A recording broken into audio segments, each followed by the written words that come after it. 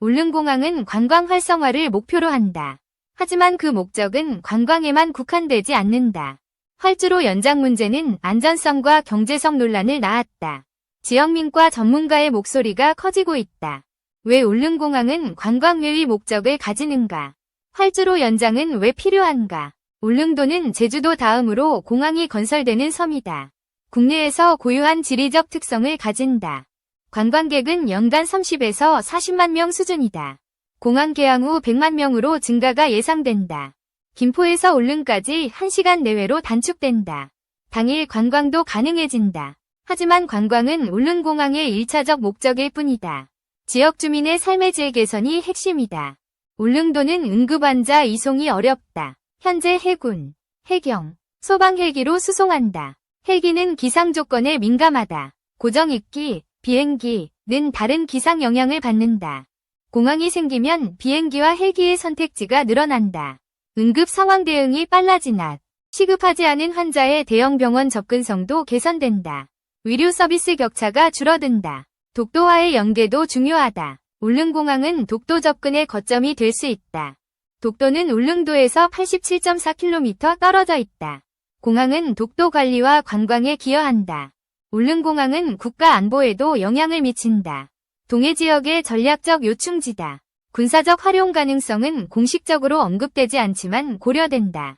독도 수호의 간접적 역할이 기대된다. 공항 건설은 울릉도 정주 여건을 보장한다. 젊은 인구 유출을 막는 데 기여한다. 울릉도는 고령화가 심각하다. 공항은 지역 경제 활성화로 이어진다. 일자리 창출과 지역 상권 활성화가 기대된다. 공항 운영은 한국공항공사가 맡는다. 활주로와 계류장은 국토교통부가 관리한다. 공항은 지역사회의 중심이 될 것이다. 울릉공항은 50인승 소형 항공기를 기준으로 설계되었다. ATR-42, DH-18에서 상백이 후보였다. 하지만 80인승 항공기 취향 요구가 커졌다. 경제성과 안전성을 높이기 위해서다. 현재 설계는 2C 등급 공항이다. 50인승 항공기에 맞춰져 있다.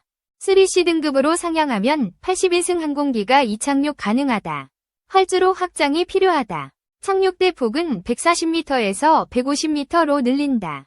종단 안전구역도 90m로 신설된다. 종단 안전구역은 비상시 항공기 안전을 보장한다.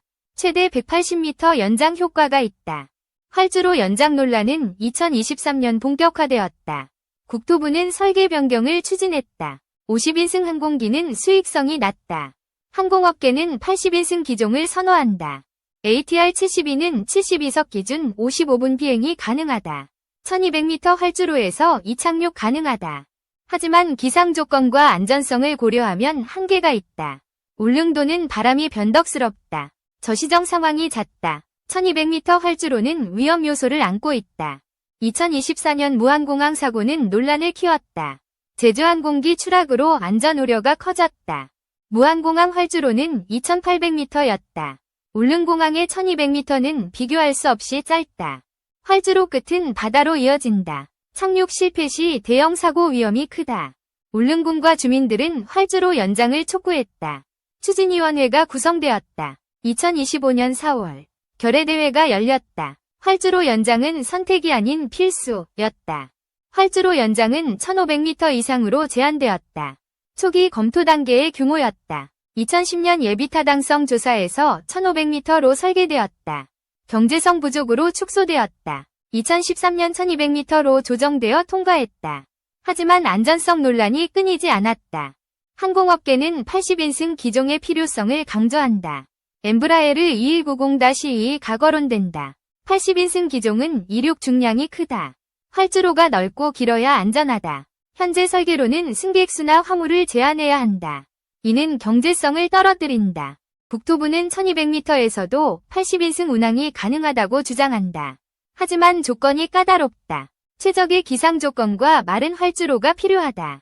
울릉도의 현실과 맞지 않다. 활주로 연장은 사업비 증가를 동반한다.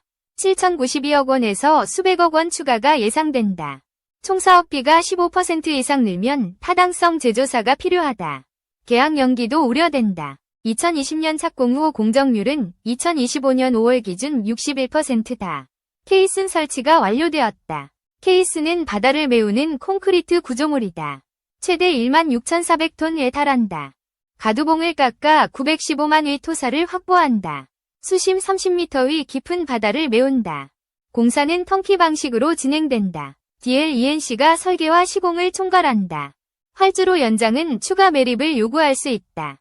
공사비와 기간이 늘어난다. 하지만 주민들은 안전을 우선한다. 무안공항 사고는 경각심을 주었다. 울릉공항은 비계기 활주로로 설계되었다. 기장이 시야로 이착륙을 판단한다.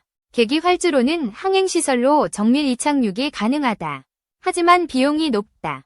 비계기 활주로는 날씨에 취약하다. 결항률이 높아질 수 있다. 국토부는 비용 절감을 위해 비계기 방식을 선택했다. 하지만 비판이 이어진다. 80인승 항공기는 국제선 운항도 가능하다. 일본, 중국, 러시아 관광객 유치가 목표다. 김해 울릉 45분, 포항 울릉 30분 노선이 계획되었다. 오사카 울릉은 1시간이다. 활주로가 1700m로 늘면 중형 항공기도 가능하다. B737-802 이착륙할 수 있다. 하지만 2000m 이상은 경제성이 떨어진다. B, C, 편입, 비용, 비율이 낮다. 울릉공항은 지역 경제에 큰 영향을 미친다.